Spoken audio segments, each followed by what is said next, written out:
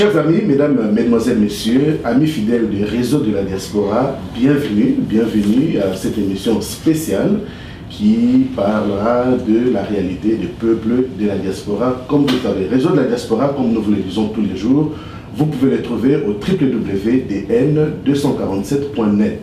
Le réseau de la diaspora, c'est votre chaîne, nous le disons à chaque émission, c'est une chaîne par excellence qui est conçue pour vous permettre, vous, le peuple de la diaspora, de vous exprimer, partager vos épreuves, vos différents défis et autres. Aujourd'hui, le réseau de la diaspora est honoré. Nous sommes dans la diaspora congolaise au Canada et plus précisément dans la grande région de Toronto. Les Congolais de Toronto se sont résolus depuis un certain temps de s'organiser et de mettre fin, n'est-ce pas, au bicéphalisme qui a très duré depuis un certain temps au sein de la communauté congolaise à Toronto. Les erreurs du passé ont été commises, ainsi de suite, mais les Congolais, plus que jamais, sont résolus à aller de l'avant. Pour ce faire, il y a 2 semaines, les réseaux de la diaspora étaient témoins à un événement qui a regroupé des Congolais de tout âge, de 2 sexes, ainsi de suite, les jeunes, les vieux. Et à travers cette élection, enfin cette assemblée générale spéciale, extraordinaire, une commission a été mise en place. Alors la commission qui a été mise en place, c'était la commission électorale qui est composée de 3 personnes. Cette commission est mise en place dans le but unique d'organiser les élections devant élire le conseil d'administration des administrateurs de l'ACO pour les 2 années à venir. Alors sans plus tarder, je vous informe que j'ai invité les membres de la commission pour discuter à leur discrétion de la compréhension qu'ils ont de leur mandat. On discutera avec eux des conditions d'éligibilité, nous discuterons avec eux de mandat, mission de l'ACO, nous discuterons des champs de compétences et un certain nombre de choses qui ont trait à la commission. Alors sans plus tarder, je voudrais avec moi, vous puissiez, n'est-ce pas, à recevoir la commission électorale telle qu'ils ont été élus à l'Assemblée générale extraordinaire de l'ACO. Alors, comme je vous disais, donc, j'ai ici avec moi, de gauche à droite, je commencerai par Monsieur Hubert, et je lui demande bien entendu de se présenter, de dire aux auditeurs qui il est, en quelques 2-3 mots, qu'est-ce qu'il fait, et nous irons de là. Merci beaucoup. Je me nomme Hubert Chimba, je suis enseignant à Toronto et je suis membre fondateur de l'association de Congolais ACO. Et pour le moment, dans le cadre de cette commission, j'ai été désigné comme président de la commission électorale lors de l'Assemblée générale extraordinaire de l'ACO, tenue au Metro Hall le samedi 22 juin 2013. Soyez le bienvenu, Madame Dorothée. Merci beaucoup. Moi, c'est Dorothée Biakabeka. Je suis dans l'éducation au Canada. Je suis directrice adjointe dans une école à Toronto et je fais partie de l'association de direction des écoles de langue française au Canada. Je me suis impliquée dans la situation actuelle pour que nous puissions refléter la communauté congolaise, pour que nous puissions travailler ensemble plutôt pour le bien de ma communauté. Bonjour, moi je suis Junior Mandoko, je suis étudiant à l'Université de Laval, je fais une maîtrise en droit international et présentement je suis membre de la commission électorale de l'ACO et j'ai la responsabilité d'être secrétaire et c'est pour naturellement organiser les élections dans l'association et voilà, nous sommes là pour essayer de parler de notre mandat. Merci beaucoup, donc, madame et messieurs, soyez donc les bienvenus au réseau de la diaspora. Alors, chers amis, comme je le disais tout à l'heure, nous discuterons tout au long de cette entrevue justement du mandat de l'organisation de la commission qui est ici présente. Mais pour vous, vous avez été nombreux à nous demander certaines discrétions et j'ai compilé vos discrétions et j'ai là une série de 8 questions qui pourraient avoir des sous-questions au besoin. Alors, sans plus tarder, je m'irai peut-être dans l'ordre, je commencerai certainement avec ma vice-présidente, Madame Dorothée. Pouvez-vous nous dire exactement, peut-être pour commencer par là, la nature du mandat de la commission électorale qui vous a été donnée? Merci beaucoup, M. Kabouya. Je crois certainement que la nature est d'aller chercher dans la communauté des personnes importantes qui ont une vision, qui ont au moins une expérience importante de la vie communautaire pour que nous puissions ensemble mettre sur place une association congolaise qui aura vraiment la raison d'être, de percer, d'entrer dans la communauté pour permettre à la communauté congolaise de Grand Toronto et des villes environnantes de s'épanouir, d'être capable de s'intégrer dans la société canadienne et de pouvoir faire des choses selon leurs désirs. Selon leur désir et la même compréhension que vous avez du mandat qui vous a été remis, Monsieur le Président Hubert? Oui, le mandat est très clair, tel que la vice-présidente l'a souligné. Nous allons présenter une liste de candidats qui sont volontaires et qui devront être désignés au cours d'une assemblée générale élective selon les exigences de notre statut qui constitue la COP. C'est également pour vous, M. Mandoko, la même compréhension du mandat? Oui, le mandat, c'est comme a dit le Président. Nous allons nous conformer du statut de la COP pour essayer de représenter les 11 provinces de la République démocratique du Congo. Les candidats sortiront donc de ces 11 provinces et comme le Président l'a dit, c'est juste en vertu des statuts que nous allons focaliser ces mandats et puis essayer d'organiser les élections. Je pense que pour les auditeurs qui nous suivent, le message est très clair, donc le mandat est bien spécifique. Ne venez pas discuter avec cette commission des autres sujets qui n'ont pas trait à l'organisation de l'Assemblée générale élective. Je pense que c'est comme ça qu'on peut l'appeler. Monsieur, peut-être pour le rappel, vous savez, nos émissions sont suivies partout dans le monde. Les organisations existent par centaines, au Canada par milliers même, je dirais. Mais que pouvez-vous dire pour cadrer peut-être nos auditeurs, nos téléspectateurs au sujet de la COP? C'est quoi la COP? C'est quoi son mandat? Et quelles sont ses différentes missions? Je commencerai toujours par la vice-présidente. Je demanderai à M. Nshimba, qui est le président, qui est le membre fondateur, d'entrer en détail. Certainement. Oui. Ok, nous commencerons par recourir à nos statuts. Mandoko, le secrétaire, oui, peut nous en faire une lecture rapide, déterminer le mandat de la COP. Tout à fait. Conformément au statut de la COP, comme vous savez, la COP est une association des Congolais vivant en Ontario et c'est une association sans but lucratif qui a pour but de réunir les Congolais vivant dans cette province. Et l'ACO s'est réunie pour réunir ces Congolais dans le but de créer un fonds de solidarité par des cotisations pour venir en aide aux populations congolaises qui ont des difficultés de s'installer ici en Ontario. Il y a aussi le problème par rapport aux jeunes, nos frères, nos amis, qui coupissent dans les prisons. L'ACO s'organise pour venir en aide, leur fournir de l'aide financière, de l'aide juridique si c'est nécessaire pour leur permettre de survivre. Et il y a aussi d'autres aspects par rapport aux étudiants, aux jeunes qui sont dans les sites universitaires. L'ACO aide les jeunes à se retrouver, à s'épanouir dans le milieu scolaire, académique, et l'ACO essaie aussi de revivre la culture congolaise en échange avec la culture canadienne. Il y a un tas des mandats que je ne vais pas tout... Non, bien entendu, vous nous avez fait découvrir justement le mandat tel qu'il est coulé dans le statut de l'organisation, mais mesdames et messieurs, vous savez, les mandats, souvent les statuts, ce ne sont pas de béton coulé à tant que tel, à tout moment, au besoin. Ces statuts peuvent être amendés, ils peuvent être changés à tant que tel.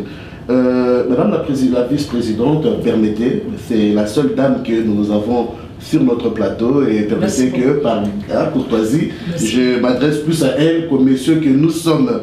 Donc, Madame Vice-Présidente, je disais, bon, on vient là découvrir bien sûr le mandat de l'ACO et ses différentes missions qui sont très élogieux, compte tenu de la situation quand même de la communauté congolaise ici à Toronto et partout où vivent les Congolais au Canada. Mais cela n'empêche, vous avez été mis en place pour organiser, n'est-ce pas, les élections. Excellent. Quels sont les postes à pouvoir et qu'est-ce que vous pouvez dire à ces propos? Excellent. Comme l'a dit le secrétaire de la commission, on aura 22 postes à combler pour le prochain mandat. 22 postes, ce qui reflète les 11 provinces de la République démocratique du Congo.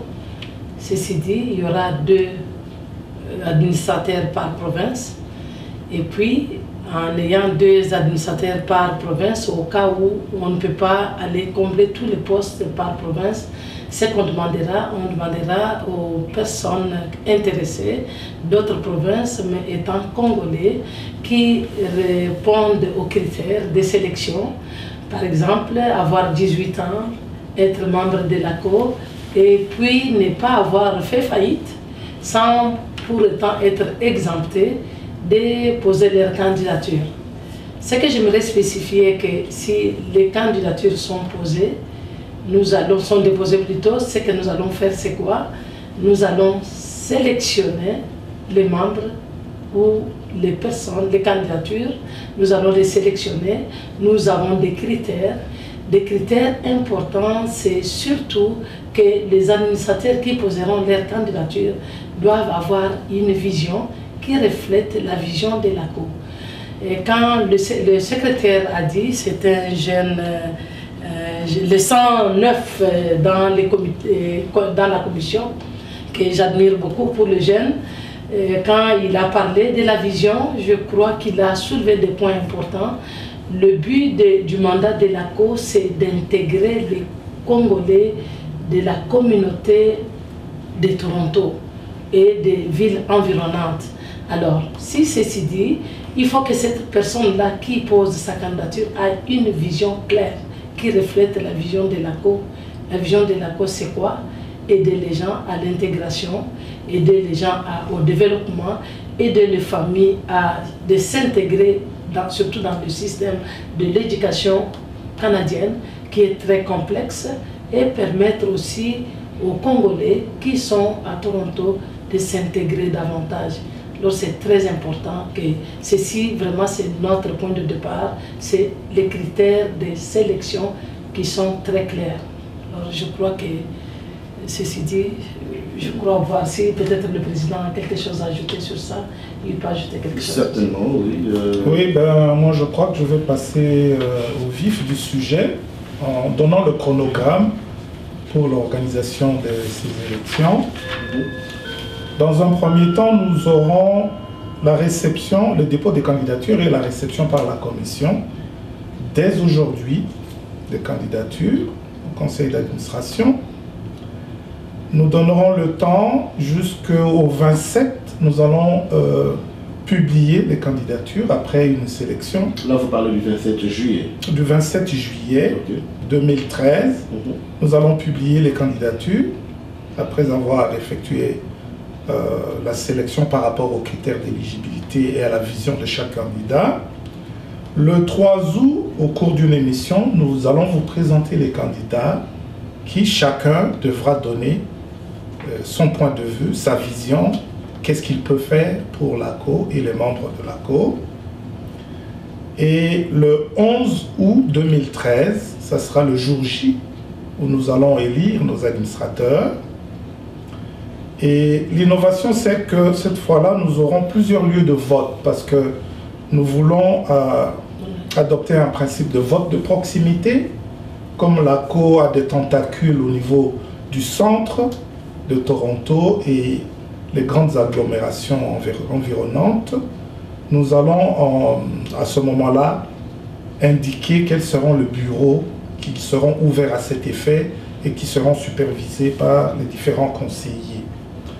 Alors, après le vote, le jour du vote, une semaine après, nous allons convoquer l'Assemblée générale élective où nous allons publier les résultats. Nous allons présenter à cette occasion le conseil d'administration et on va procéder à la passation de pouvoir au nouveau comité. J'aimerais expliquer le système de vote au niveau de l'ACO où les administrateurs sont désignés dans le conseil d'administration, mais le comité de direction est élu au sein du conseil d'administration. C'est-à-dire que le vote se fait au second degré. Nous allons voter les grands électeurs. Les grands électeurs entrent au cours de l'Assemblée générale élective vont désigner les différents animateurs des différents comités et ils seront investis au cours de cette Assemblée générale de nouveaux pouvoirs pour conduire un nouveau mandat qui devra durer 2 ans pour ceux qui seront désignés à cet effet. Bien entendu, vous comprendrez, je suis certain que les téléspectateurs comprendront la curiosité de mes questions à ces propos. Premièrement, Monsieur le Président, vous avez mentionné l'existence de bureaux dans différentes régions où les Congolais pourraient se rendre, n'est-ce pas, pour voter. Est-ce que vous pensez, en désignant cette approche d'élection, ça ne risquerait pas de susciter des inquiétudes auprès des Congolais? Et quelles sont les mesures que vous avez mises en place pour éviter éventuellement le bourrage des urnes? Ce sont des faits naturels que l'on peut voir éventuellement à tant que tel. Et puis, j'aimerais que vous puissiez élaborer un peu plus, parce que vous savez, aujourd'hui, les Congolais disent, nous voulons que les administrateurs soient redevables à la communauté. Or, si je comprends bien, je vois que conformément au statut, il est désigné d'élire les administrateurs, et puis les administrateurs, les grands électeurs, désigneront le comité exécutif.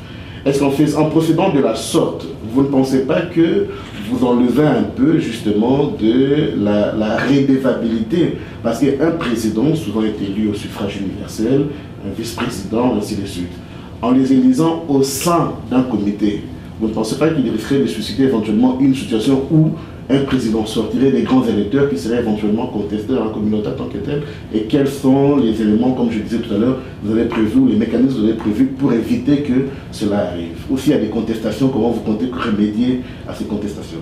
Oui, ici nous sommes dans un domaine purement communautaire et on se dit que quand on adhère ou quand on est membre d'une communauté, on devra, c'est peut-être une utopie, éviter qu'il y ait trop de suspicions entre nous. Le fait d'avoir désigné un grand électeur, c'est qu'on lui a donné un capital de confiance. Et c'est ce capital de confiance qui doit être exploité jusqu'au niveau du 2e degré. Ce sont nos délégués que nous envoyons au conseil d'administration et qui, eux, à leur niveau, peuvent désigner en toute confiance d'autres par rapport aux différents comités qui existent. Donc, de ce côté-là, il n'y a pas d'inquiétude possible parce que nous sommes basés sur la confiance, nous basons sur la responsabilité que chacun devra assumer par rapport à l'électorat général ou par rapport à la communauté. Par ailleurs, vous m'interrogez concernant les sites de vote. Partons toujours de cet aspect de confiance et de crédibilité. Nous aurons des membres qui seront délégués à cet effet dans différents bureaux parce que le vote de proximité, nous l'avons préconisé un peu compte tenu du vote qui se passe ici. On voit quand il y a des votes dans la province, il y a le plus de bureaux possible au niveau du voisinage.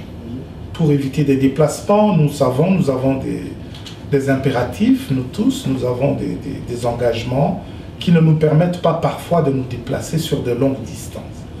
Donc nous irons vers nos membres.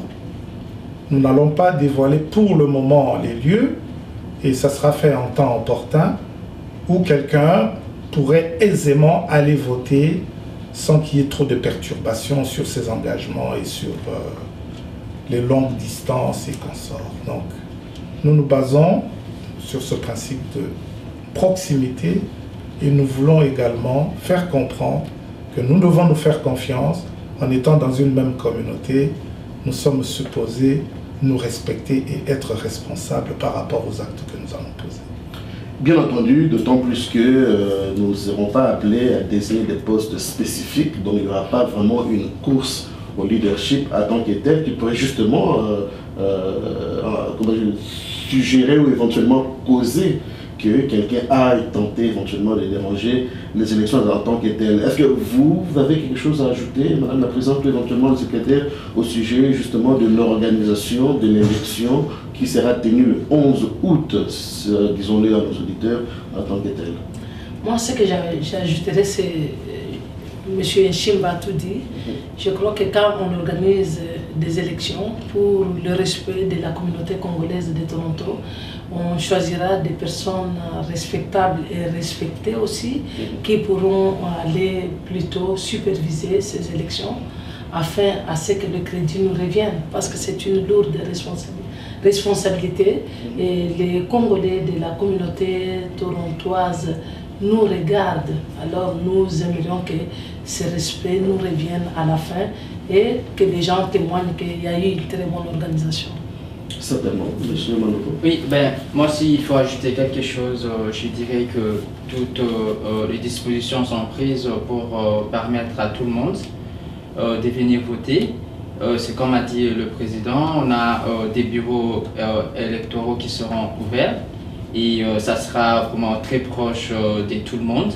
Et j'inviterai donc tout le monde de prendre son temps, de faire un choix judiciaire et de venir voter. Certainement, les Congolais sont très matures, les Congolais de Toronto veulent, c'est bon que nous le disons toujours, si vous voulez vous identifier à un leader, vous devez toujours vous poser la question si, à la fin de la journée, vous voulez être comme ce leader. Voilà là, donc les conditions, si bien conformes au statut de la Cour, c'est bon que je les entends, mais j'aimerais quand même insister là-dessus. C'est vrai, vous avez établi ces critères d'éligibilité, il faut les appeler ainsi, mais vous avez souligné aussi que c'est une organisation communautaire. Qui dit communautaire, ce sont des bénévoles, des gens de bonne volonté qui ont l'envie justement de contribuer au développement positif de la communauté, qui viendront se faire bénévoles pour travailler en respectant justement les statuts de la Cour pendant une période de 2 ans. Mais admettons, critères d'éligibilité, conditions d'éligibilité, ce sont un point. Est-ce que quand vous dites que vous voulez des gens intègres, certes, nous en voulons, quand vous voulez des personnes qui ne sont pas faillibles, comme le dirait Madame la vice-présidente, quand vous dites des personnes de bonnes mœurs, ainsi de suite, est-ce que vous faites allusion aussi à la particularité, connaissance des personnes, ainsi que leur crédibilité en tant qu'employabilité, ou vous vous référez seulement aux 3 critères que vous avez? Est-ce que vous pouvez élargir davantage pour faciliter à tous les Congolais et les Congolaises qui aimeraient se porter votre bénévole pour opérer au sein de la Cour pendant les 2 ans, les 22 personnes que vous recherchez? Je peux répondre à ceci. Je pense que M. Nchimba pourra ajouter, ou le secrétaire aussi. Moi, je crois fermement que pour faire un travail gratuit, qu'on appelle bénévole dans une communauté, il faut déjà être responsable, avoir une base solide de soi-même. La base, c'est quoi? C'est sa propre famille. Avoir cette base-là, on est chef de sa famille avant d'être chef dans la société. Je crois que tous ces critères-là seront des critères qui seront vraiment sculptés pour que nous puissions ensemble voir quelles sont les personnes qui jouent quand même un rôle de responsable dans la communauté, qu'est-ce que ces gens-là font. On peut ne pas avoir un travail qui te donne au-delà d'argent, mais tu es responsable quelque part. La responsabilité joue un rôle prépondérant dans la vie humaine. Je crois que ça c'est très important, ça doit être parmi les critères aussi. Pour être intègre dans un pays occidental, je pense qu'il faut avoir une responsabilité sociale. Tout à fait, tout à fait. Alors s'il n'y a pas de responsabilité sociale, c'est-à-dire qu'il n'y a pas d'intégrité quelque part. Je voudrais que le président conclue, mais avant que le président puisse conclure sur le point des conditions, merci Madame la vice-présidente, quelle est la compréhension de cela? Parce qu'on a un junior qui est un jeune modèle, je l'ai interviewé ici, il a parlé de son parcours académique par exemple. Quelque part, il me dirait, vous savez, je n'ai pas encore l'expérience, mais j'ai la connaissance. Mais pourtant, nous construisons justement l'expérience avec les connaissances que nous détenons. Vous, en tant que, pas jeune, petit, non, hein, comme les Congolais, on peut voir la mauvaise façon de la comprendre, vous, en tant que jeune, quels sont ces critères d'éligibilité? Est-ce que vous trouvez que les critères établis dans les statuts ou les critères que vous, en tant que commission, vous avez mis en place, peuvent empêcher certaines personnes d'adhérer et de se porter volontaire dans l'équipe de personnes qui devront diriger la COP pour les 2 ans à venir? Oui, ben, je pense qu'en lisant les statuts déjà, j'ai l'impression que tout est bien clair. Pour être leader, pour diriger la communauté, il faut être exemplaire. Il faut avoir des valeurs, il faut défendre des valeurs. Et en tant que jeune, je ne pense pas qu'il y a des limites pour nous, jeunes. Et les statuts l'a bien mentionné, il faut être âgé des 18 ans ou plus. Donc je considère que tout jeune qui a au-delà des 18 ans, qui veut venir travailler pour sa communauté, c'est du bénévolat. Il faut venir, la communauté c'est ta famille, toutes les portes sont donc ouvertes. Tu vas apprendre comment les choses évoluent dans ta communauté. Il est donc grand temps de venir pour travailler pour sa communauté. Et là, ça ne demande pas nécessairement d'être payé. Et aussi, s'il y a des aînés qui veulent poser leur candidature, ben, je souhaiterais qu'ils soient exemplaires, qu'ils soient des modèles pour nous autres qui sommes jeunes. Voilà, on aura le temps de les suivre et d'apprendre beaucoup d'eux. Voilà. Très certainement, le modèle a toujours été important. J'ai entendu le président justement dans la vidéo que nous avons préparée, nous avons fait juste après justement la fin de l'Assemblée extraordinaire. Il a semblé insister sur l'élément compétence. Aujourd'hui, de plus en plus, on le dit, hein, quand vous avez un enfant, l'enfant est malade, vous n'allez pas le remettre à n'importe quelle main, parce que vous avez quand même une responsabilité que l'enfant trouve une guérison, n'est-ce pas, après la consultation médicale en tant que telle. Mais je voudrais quand même revenir sur l'aspect communautaire, c'est du bénévolat, mais il n'empêche pas moins, le jour de l'Assemblée, vous avez insisté sur l'élément compétence. Que pouvez-vous dire, comment pouvez-vous extendre sur l'élément compétence à tant que tel? Oui, la compétence à laquelle nous voulons recourir, c'est que dans la communauté, nous avons des membres qui exercent différents métiers, des membres qui ont plusieurs responsabilités dans d'autres domaines, dans d'autres niveaux, et que nous voudrions capitaliser au sein de notre communauté. La compétence n'est pas seulement des qualités intellectuelles, ça peut être aussi des qualités morales. Et nous insistons beaucoup là-dessus, sur l'exemplarité, c'est-à-dire que nous vivons ensemble, nous nous connaissons, et nous avons besoin de créer un modèle. Des personnes qui ont un certain modèle, qui peut rejaillir sur toute la communauté et qui peut nous servir parce que nous avons la responsabilité d'élever nos enfants selon un certain esprit. Et il faut que cet esprit soit sain. Que les gens qui se comportent et que les jeunes se disent « Waouh, j'aimerais bien être comme ce papa-là, j'aimerais bien être comme cet aîné-là » qui, malgré l'adversité, nous nous sommes retrouvés en Occident, est parvenu dans son domaine à se hisser à un niveau et permettre une certaine compétitivité et une intégration dans la communauté occidentale dans laquelle nous sommes venus nous imprégner. Donc nous insistons beaucoup, nous n'avons pas oublié ces critères, nous allons en tenir compte parce que nous allons passer vraiment au peigne fin des différentes candidatures pour désigner ceux que nous pressentons comme pouvant porter cette responsabilité et comme ceux qui peuvent se présenter comme un modèle dans la communauté qui est la nôtre et qui est confrontée à beaucoup de défis et que nous nous disions au bout du compte que nous avons combattu le bon combat et que nos enfants et que notre progéniture puissent également suivre l'exemple pour se battre. J'ai parlé de la compétitivité. Pour être compétitif, il faut être compétent. Et nous insistons beaucoup là-dessus. Pour être compétitif, il faut être compétent. Chers amis, vous êtes africains, les Congolais sont des Africains. Aujourd'hui, de plus en plus, l'Occident dans son ensemble semble présenter l'Afrique comme le continent d'avenir. Compte tenu des situations politiques, socio-économiques au niveau de l'Afrique, les Africains, les Congolais qui sont au pays, regardent la diaspora comme l'espoir justement de ces devenir meilleurs. Ceci étant dit, nous croyons que l'élément de la compétence sur lesquels vous avez posé beaucoup de questions ont été répondues. Ceci n'empêche, vous êtes de bonne foi, vous pouvez aussi vous porter volontaire, pas nécessairement en étant dans le comité de direction, car en tant qu'une organisation opérante, je présume, il peut y avoir des activités qu'il organise où on va au-delà justement du conseil d'administration pour, n'est-ce pas, les matérialiser. Car cela n'empêche, j'aimerais connaître, mesdames, messieurs, comment vous pouvez, dans les temps, informer. Cette vidéo sera bien sûr live, ça partira sur tous nos réseaux, email, Facebook, ainsi de suite.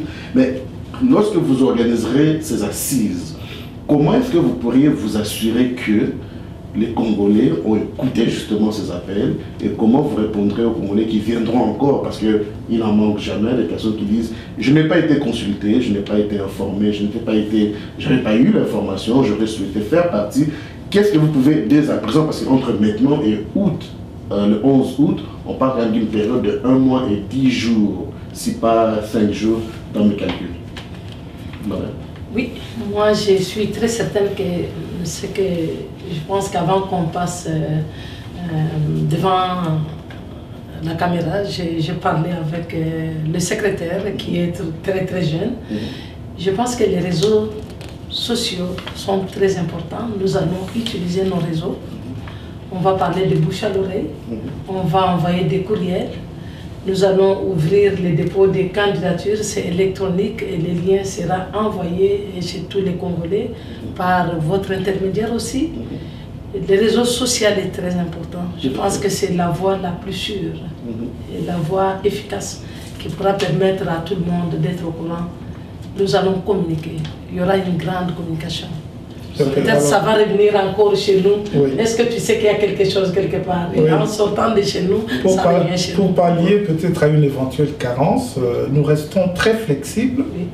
Nous allons continuer à recevoir les candidatures. Et il y en a qui peuvent le faire également par procuration. Oui. Et quand tu fais une candidature par procuration, cette candidature devra être validée en dernier ressort au plus tard le jour de l'Assemblée générale élective.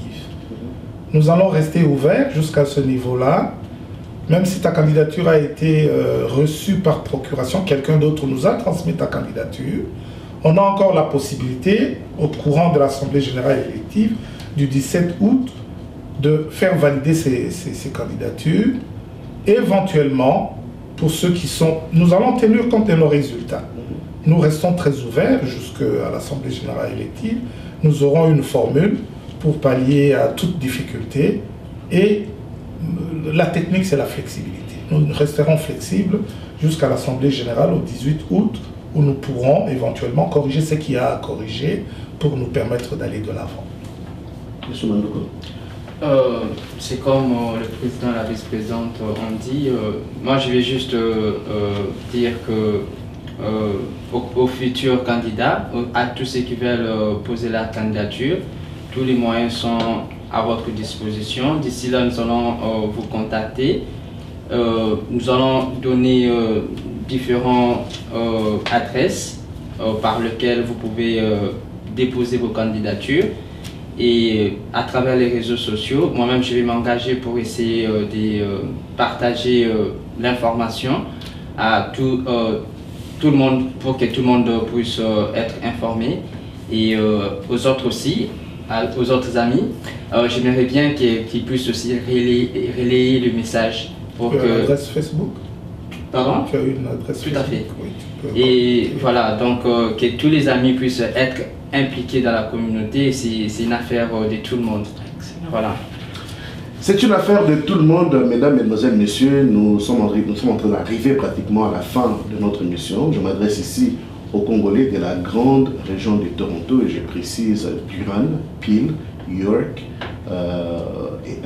Durham, Peel, York, je pense que nous avons Alton, ainsi qu'en tout cas toutes les villes, la grande région et les sous-régions de Toronto, Oshawa, ainsi de suite. Voici là une occasion pour nous, n'est-ce pas, Congolais, de nous organiser souvent. Nous nous retrouvons au deuil, au lieu de nos festivités, où nous nous plaignons souvent de manque d'organisation dans la communauté. Nous ne sommes pas concertés, on ne tient pas compte de ce que nous disons, ainsi de suite. Je pense que cette occasion est une occasion en or pour vous, qui avaient des aspirations, qui avaient des compétences, vous avez des qualifications, vous voulez contribuer.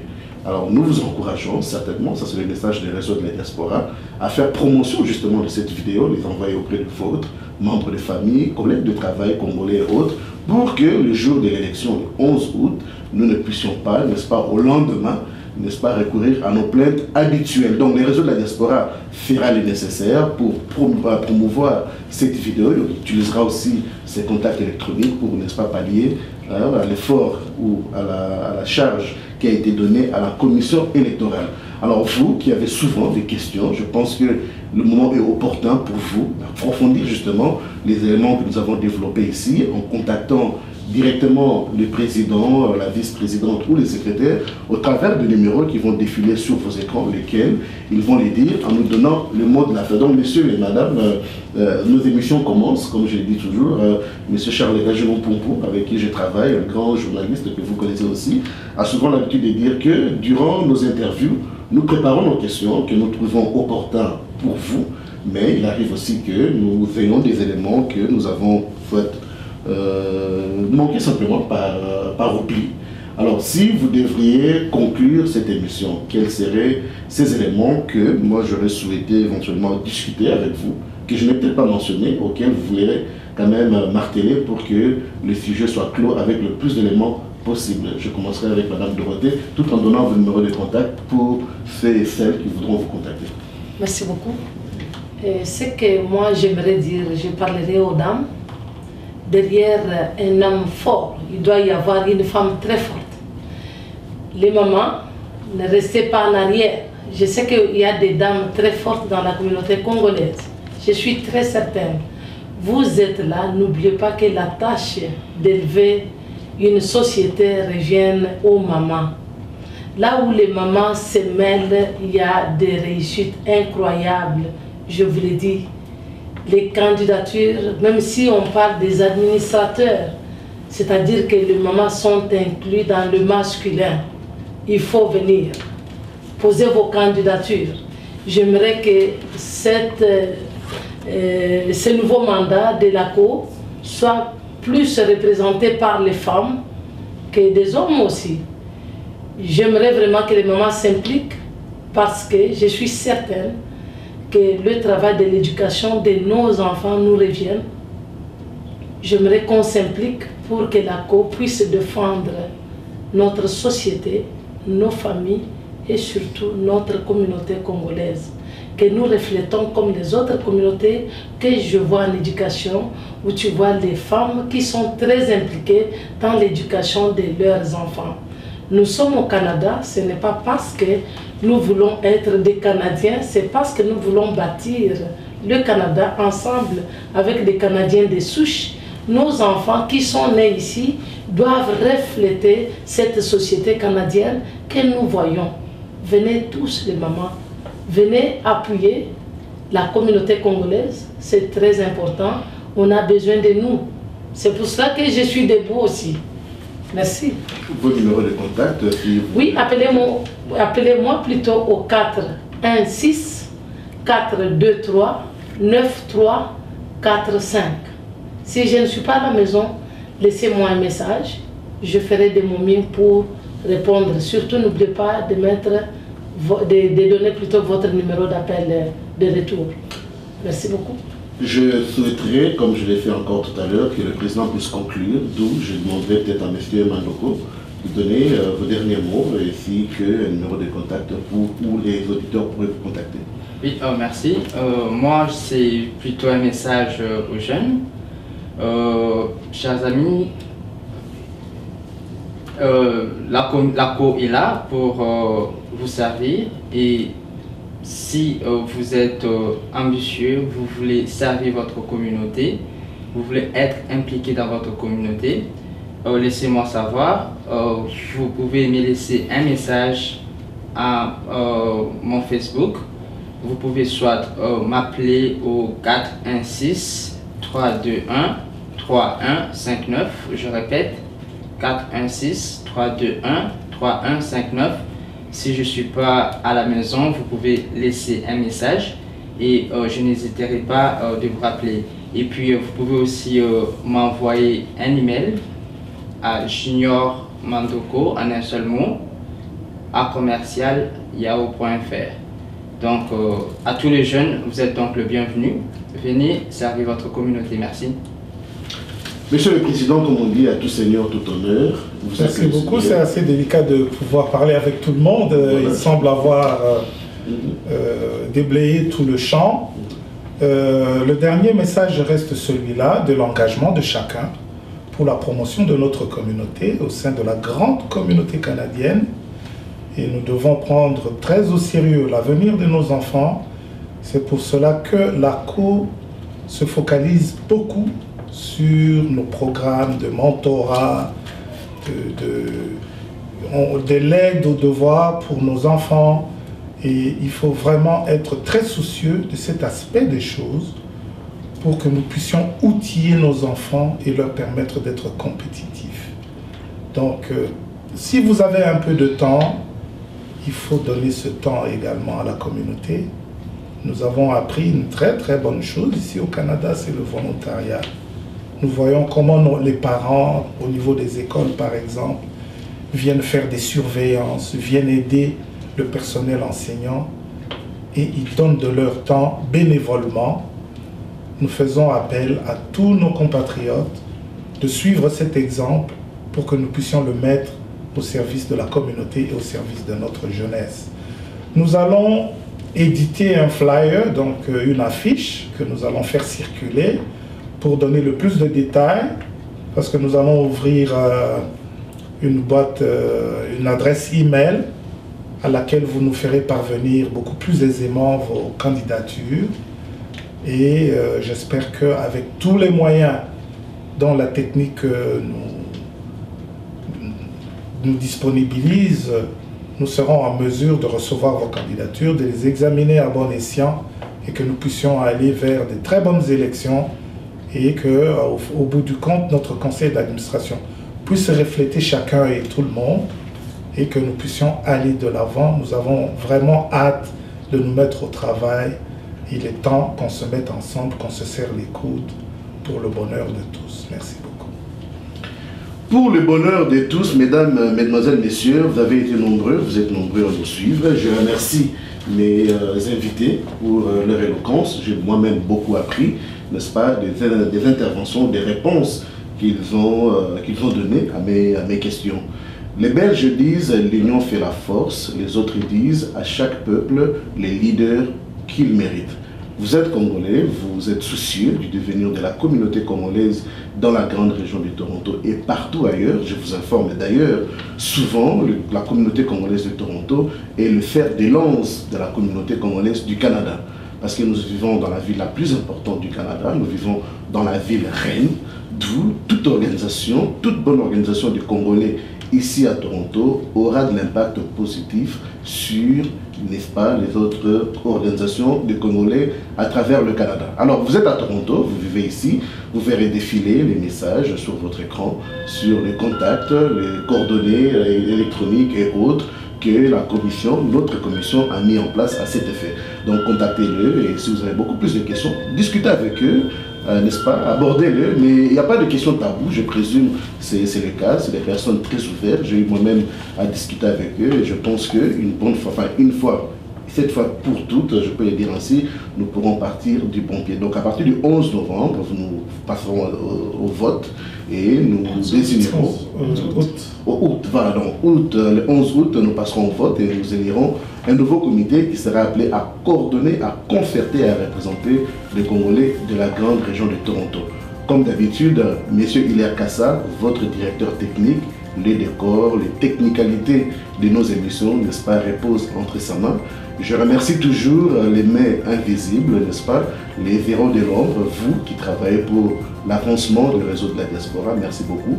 Continuez à le faire, vous nous appelez de la Grande-Bretagne, de la France, de l'Inde, j'ai reçu un email de là, nous vous remercions pour vos recommandations. Nous ferons le nécessaire pour vous apporter toujours l'excellence à nos services. Sur le www.dn247.net, réseau de la diaspora, à très bientôt. Merci.